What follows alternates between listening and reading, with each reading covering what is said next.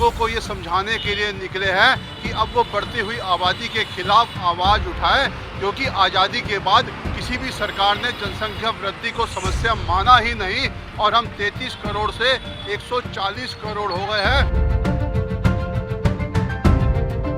कैसे चलते हैं आप बताएंगे जरा थोड़ा सा? हम इस तरीके से उल्टा चलते हैं, मैं और मेरे पति, और बच्चे हमें रास्ता दिखाते हैं ताकि कोई हमें मतलब कहीं कोई टक्कर ना लग जाए या कहीं कुछ हमें कोई चोट ना पहुंचे। पिछले 28 सालों से निरंतर हम इस आवाज़ को उठा रहे हैं।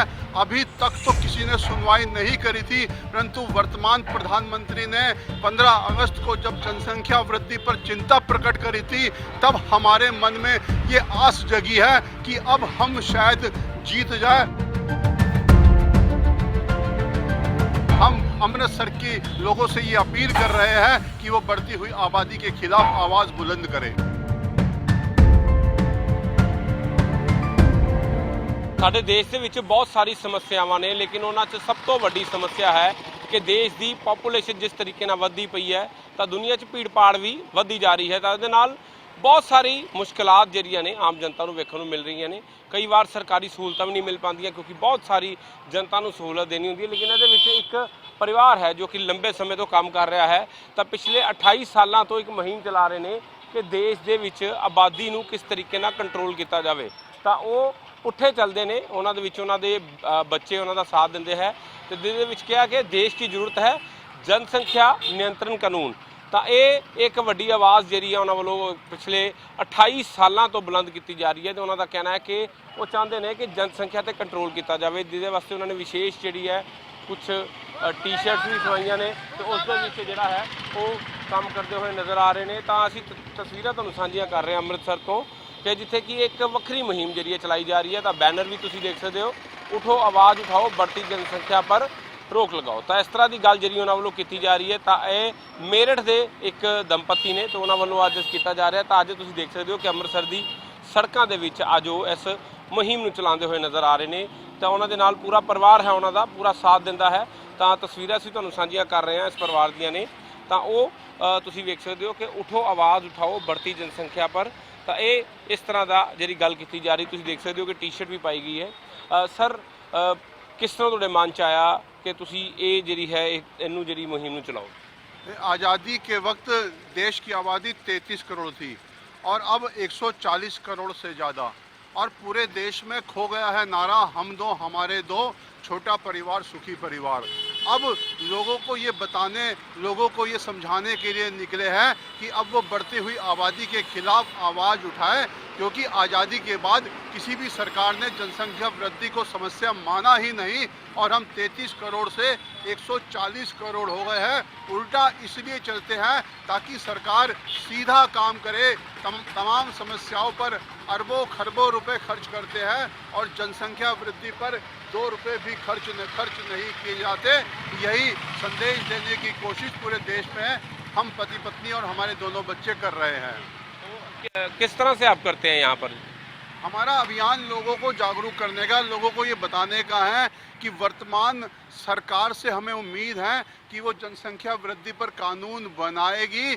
इसीलिए हम लोगों से अपील कर रहे हैं कि वो देश के प्रधानमंत्री से मांग करें कि वो जनसंख्या वृद्धि के खिलाफ आवाज़ बुलंद करे। तो सर उल्टा चलते हैं आप, क्या है?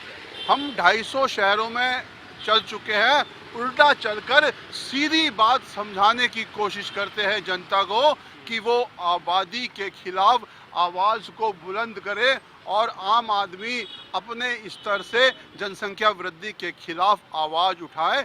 यही हमारी कोशिश है। तो आपकी पत्नी भी उल्टा चलती हैं, आप उल्टा चलते हैं जी, कैसे चलते हैं आप बताएंगे जरा थोड़ा सा? हम इस तरीके से उल्टा चलते हैं, मैं और मेरे पति, और बच्चे हमें रास्ता दिखाते हैं ताकि कोई हमें मतलब कहीं कोई टक्कर ना लग जाए या कहीं कुछ हमें कोई चोट ना पहुंचे। तो यहाँ पर आप किन को दिखा रहे हैं? आम जनता को ये बैनर दिखा रहे हैं? जी हाँ, हम आम जनता को ये बैनर दिखा रहे हैं। हम उन्हें जागरूक करने की कोशिश कर रहे हैं कि प्लीज़ जनसंख्या पर अब तो रोक लगाओ। पॉपुलेशन ही आज की बहुत बड़ी समस्या है और हम मोदी जी की ही सरकार से अब हम उम्मीद करते हैं कि वो इस पर कोई ना कोई कानून अवश्य बनाएगी। हमारी मोदी जी से मांग है कि वो जनसंख्या पर कोई ना कोई अब कानून बनाए, क्योंकि इसके बिना देश की जनसंख्या रुकने वाली नहीं है। ਤਾਂ ਤੁਸੀਂ ਵੇਖ ਸਕਦੇ ਹੋ ਕਿ ਇੱਥੇ ਇੱਕ ਜਿਹੜਾ ਹੈ 150 ਕਰੋੜ ਬਹੁਤ ਭੀੜ ਹੈ ਪਾਪੂਲੇਸ਼ਨ ਇਸ ਤਰ੍ਹਾਂ ਦੇ ਜਿਹੜੇ ਨਾਰੇ ਲਗਾਏ ਤੇ ਸੜਕਾਂ ਤੇ ਬੈਠ ਕੇ ਜਾਗਰੂਕ ਕੀਤਾ ਜਾ ਰਿਹਾ ਹੈ ਲੋਕਾਂ ਨੂੰ ਕਿ ਉਹ ਜਿਹੜਾ ਹੈ ਜਿਹੜਾ ਇਸ ਤਰ੍ਹਾਂ ਦੇ ਪਾਪੂਲੇਸ਼ਨ ਦੇ ਉੱਤੇ ਕੰਟਰੋਲ ਲਗਾਉਣ ਤਾਂ ਕਿ ਜਿਹੜਾ ਹੈ ਜੋ कि दिक्कत ਦਾ बड़ी सामना करना पड़ता है। ਅਸੀਂ कुछ और भी गलबात ਨਾਲ जारी रखेंगे। मैडम दिक्कत क्या आती है अगर जनसंख्या बढ़ती है तो देश के लिए क्या चैलेंज है?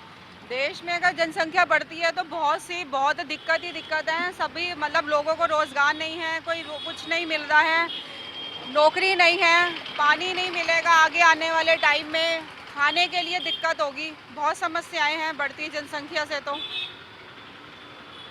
ਤੁਸੀਂ ਦੇਖ ਸਕਦੇ ਹੋ ਕਿ ਕਿਸ ਤਰੀਕੇ ਦੇ ਨਾਲ ਅਭਿਆਨ ਚਲਾਇਆ ਜਾ ਰਿਹਾ ਹੈ ਤਾਂ ਪੁੱਠੇ ਚੱਲਦੇ ਹੋਏ ਨਜ਼ਰ ਆ ਰਹੇ ਨੇ। ਪੁੱਠੇ ਚੱਲ ਕੇ ਸਹੀ ਜਿਹੜੀ ਸੋਚ ਹੈ ਉਹ ਉਹਨਾਂ ਵੱਲੋਂ ਦੱਸੀ ਜਾ ਰਹੀ है। ਤਾਂ उठो आवाज़ उठाओ। सर बढ़ती जनसंख्या में क्या समस्याएं हैं? और पानी की समस्या, गरीबी, भूखमरी, आतंकवाद, आवास की समस्या और प्रतिभा पलायन और प्रदूषण, न जाने कितनी समस्याएं इस बढ़ती हुई जनसंख्या के कारण पैर पसारती जा रही है और देश के कर्णधारों ने अपनी आंखें बंद कर रखी है। उल्टा चलकर उनकी आंखें खोलने की कोशिश उस शहर से कर रहे हैं जहां से 1857 की क्रांति शुरू हुई थी और उस शहर में आए हैं जो गुरु नगरी कहलाता है। और गुरु का आशीर्वाद लेने के बाद और जलियांवाला बाग में मत्था टेकने के बाद हम अमृतसर की लोगों से ये अपील कर रहे हैं कि वो बढ़ती हुई आबादी के खिलाफ आवाज़ बुलंद करें। क्या समस्या कि आपकी आवाज़ कोई सुनेगा? पिछले 28 सालों से निरंतर हम इस आवाज़ को उठा रहे हैं। अभी तक तो किसी ने सुनवाई नहीं करी थी, परंतु वर्तमान प्रधानमंत्री ने 15 अगस्त को जब जनसंख्या वृद्धि पर चिंता प्रकट करी थी तब हमारे मन में ये आस जगी है कि अब हम शायद जीत जाए। परंतु पहले हमको ये उम्मीद थी कि जो हम लड़ाई लड़ रहे हैं वो जब तक जिंदा रहेंगे जीत नहीं पाएंगे। आज फिर आप अपना समय कैसे निकालते हैं इस काम के लिए? हम अपना कारोबार करते हैं, कारोबार में से जैसे भी समय निकलता है हम हर चौथे पांचवें दिन सड़कों पर उतरकर लोगों को समझाने की कोशिश करते हैं कि अब तो आंखें खोलो, 140 करोड़ से ज़्यादा हो गए। ਸਰ ਕੀ ਕਹੋਗੇ ਇਹ ਜਿਹੜੀ ਮੁਹਿੰਮ ਹੈ ਤੁਸੀਂ ਇੱਕਦਮ ਜੁੜੇ ਹੋ ਇਹਨਾਂ ਨਾਲ ਸੜਕ ਤੇ ਇਹ ਠੀਕ ਹੈ ਇਹਨਾਂ ਦੀ ਮੰਗ? ਬਿਲਕੁਲ ਸਹੀ ਹੈਗਾ। ਇਹ ਇੰਨੀ ਵੱਡੀ ਸਮੱਸਿਆ ਹੈਗੀ ਕਿ ਜਿੰਨੇ ਅਸੀਂ ਜੁਰਮ ਔਰ ਅਪਰਾਧ ਫੇਸ ਕਰ ਰਹੇ ਹੈਗੇ ਨਾ ਔਰ ਇਹ ਅੱਗੇ ਹੋਰ ਵਧਣਗੇ। ਇਹ ਤੇ 25 ਸਾਲ ਪਹਿਲੇ ਹੋ ਜਾਣਾ ਚਾਹੀਦਾ ਸੀ ਜਦ 90 ਕਰੋੜ ਜਨਸੰਖਿਆ ਸੀ। ਲੇਕਿਨ ਜਿਹੜੀ ਸਰਕਾਰ ਹੈਗੀ ਨਾ, ਜਿੰਨੀ ਵੀ ਸਰਕਾਰ ਪੂਰੇ ਇੰਡੀਆ ਦੀ, ਚਾਹੇ ਜੋ ਵੀ ਸਰਕਾਰ ਆਏ 5 ਸਾਲ ਵਾਸਤੇ, ਉਹ ਇਸ ਬਾਰੇ ਬਿਲਕੁਲ ਧਿਆਨ ਨਹੀਂ ਦਿੰਦੀ ਹੈ। ਇੰਨਾ ਬੁਰਾ ਹਾਲ ਹੈਗਾ ਹੈ, ਉਹਨਾਂ ਨੂੰ ਨਜ਼ਰ ਨਹੀਂ ਆਉਂਦਾ। ਸੜਕ ਤੇ ਚੱਲਦੇ ਆ ਅਸੀਂ ਯੂਰਪ ਵਿੱਚ ਜਾਂਦੇ ਆ ਤੇ ਬੰਦਾ ਨਜ਼ਰ ਨਹੀਂ ਆਉਂਦਾ, ਆਦਮੀ ਸਕੂਨ ਨਾਲ ਸਫ਼ਰ ਕਰਦਾ ਹੈ। ਇੱਥੇ ਬੰਦਾ ਹੀ ਬੰਦਾ ਹੈ। ਇਤਨੀ ਜਨਸੰਖਿਆ, ਇੰਨੀ ਲਾਈਨ ਦੀ ਸਾਨੂੰ ਜ਼ਰੂਰਤ ਨਹੀਂ ਹੈ। ਅਸੀਂ ਮੈਨੂੰ ਬੰਦਿਆਂ ਤੋਂ ਨਫ਼ਰਤ ਹੋ ਗਈ ਸੱਚ ਪੁੱਛੋ ਤੇ, ਇੰਨੀ ਜ਼ਿਆਦਾ ਸ਼ਕਲਾਂ ਦੇਖ ਦੇਖ ਕੇ। ਮੇਰੀ ਆਪ ਬੇਟੀ ਸਿਰਫ ਇੱਕ ਬੇਟੀ ਹੈ, ਮੈਂ ਕੀਤੀ ਹੈ, ਮੈਂ ਬੇਵਕੂਫ ਹੈਗਾ? ਲੋਕਾਂ ਨੂੰ ਸਮਝ ਨਹੀਂ ਆ ਰਿਹਾ। ਇਹ ਸਮਝਾਉਣਾ ਬਹੁਤ ਜ਼ਰੂਰੀ ਹੈਗਾ, ਨਹੀਂ ਤੇ ਆਉਣ ਵਾਲੇ 10 ਸਾਲਾਂ ਵਿੱਚ ਸਾਡਾ ਬੇੜਾ ਗਰਕ ਹੋ ਜਾਏਗਾ ਜਨਸੰਖਿਆ ਨੂੰ ਲੈ ਕੇ। ਸਪੋਰਟ ਕਰਦੇ ਹੋ? ਬਹੁਤ ਜ਼ਿਆਦਾ, 100%। Thank you. ਤੁਸੀਂ ਦੇਖ ਸਕਦੇ ਹੋ ਕਿ ਲੋਕਾਂ ਵੱਲੋਂ ਸਪੋਰਟ ਕੀਤੀ ਜਾ ਰਹੀ ਹੈ ਤਾਂ ਮੈਡਮ ਪਬਲਿਕ ਸਪੋर्ट ਕੀਤੀ जा रही है। ਤੁਸੀਂ ਸਮਝਦੇ ਹੋ कि कोई ऐसा कानून आना चाहिए जिससे जो है इसके जनसंख्या पर रोक लगाई जाए? हाँ जी, ਹੁਣ ਤੇ ਬਸ ਕਾਨੂੰਨ ਦੀ ਬਹੁਤ ਜ਼ਿਆਦਾ ਜ਼ਰੂਰਤ ਹੈਗੀ, ਬਹੁਤ ਜ਼ਿਆਦਾ आवश्यकता है।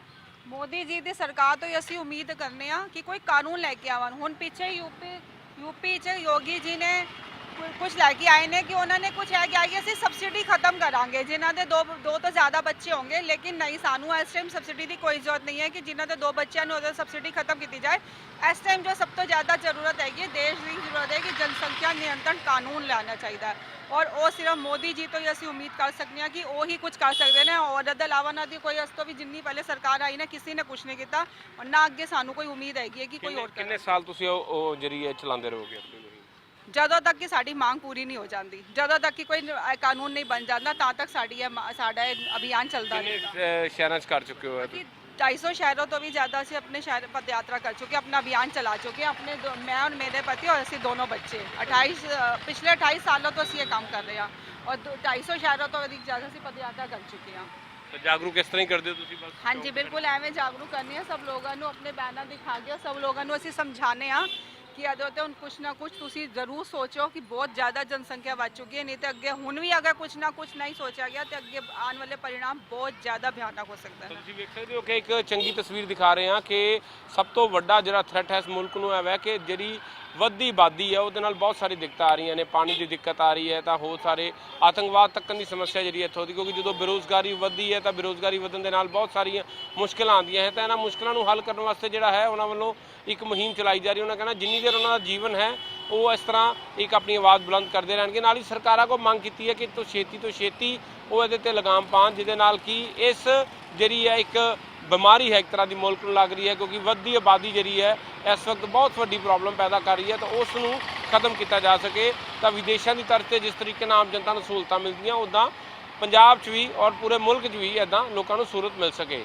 ਤਾਂ ਚੰਗੀ ਸੋਚ ਹੈ ਤਾਂ ਉਮੀਦ ਕਰਦੇ ਹਾਂ ਸਰਕਾਰਾਂ ਜਾਗਣਗੀਆਂ ਤੇ ਕੋਈ ਐਸਾ ਕਾਨੂੰਨ ਲੈ ਕੇ ਆਉਣਗੀਆਂ ਜਿਹਦੇ ਨਾਲ ਕਿ ਵੱਧਦੀ ਆਬਾਦੀ ਦੇ ਉੱਤੇ ਠੱਲ ਪਾਈ ਜਾ ਸਕੇ।